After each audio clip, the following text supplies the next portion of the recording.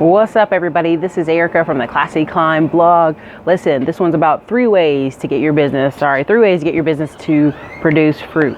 Why am I saying produce fruit? Because listen, there's an old saying that, you should be producing fruit. If you're a tree, if you're a person, whatever it is, you should have some results. Fruit are just results from the tree.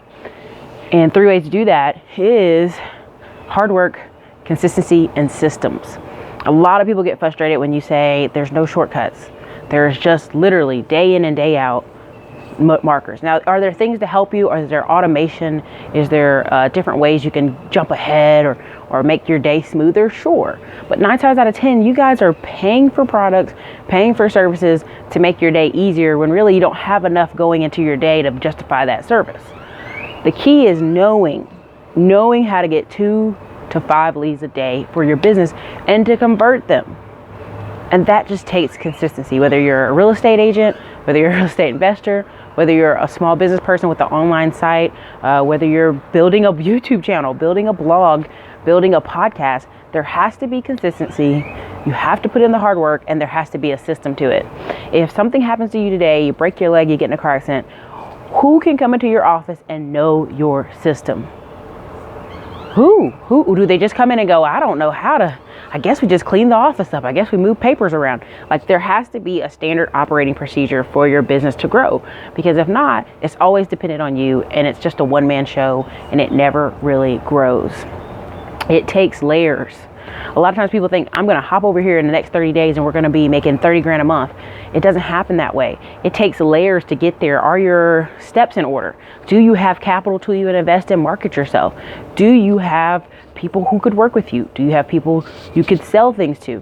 A lot of times I tell people in our sessions to write down 100 to 200 people they know and tell me out of those groups of people who they can do business with, who they can't. A lot of times people just know their family, and there's nothing wrong with that.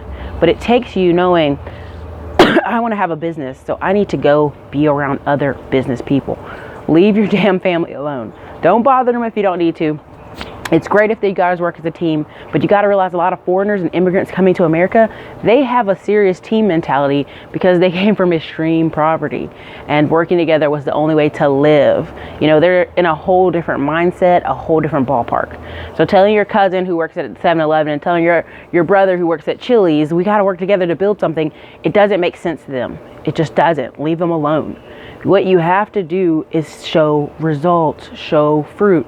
If you're buying cheap houses and flipping them, if you're selling things for your business on a consistent basis, people come around to you.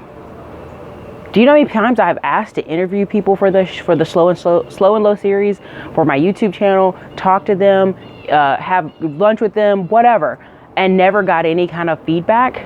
And now 2 years later, we have the same people coming back to ask me to do favors for them. It cracks you up. The best revenge is living a good life and being consistent. A lot of people want to be business owners, want to be out there and kind of have risk, but they can't because they're sitting there and they have brand new car payments, brand new house payments, brand new student loans, wedding was 40 grand. I mean, all these things add up and weight you down.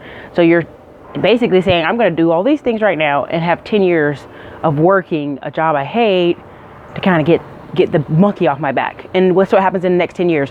Your wife wants a bigger house, you both want new cars, and the clock starts again. The thing I love about knowing if you keep your expenses low, you have a lot of room in your business for it to be considered successful. There's some people who have businesses that will only make 40 grand a year. That's it. And if you have, a $200,000 house and $20,000 car and all these things, to them, that's not worth it. It's not worth it. But if they're sitting there and their mortgage payment is $347, as I talk about on this channel, and they have no car payments and no credit card debt, they're living the dream. So, key here is consistency, hard work, and systems. You guys, it's Erica, Classy Climb blog. You guys have a great day.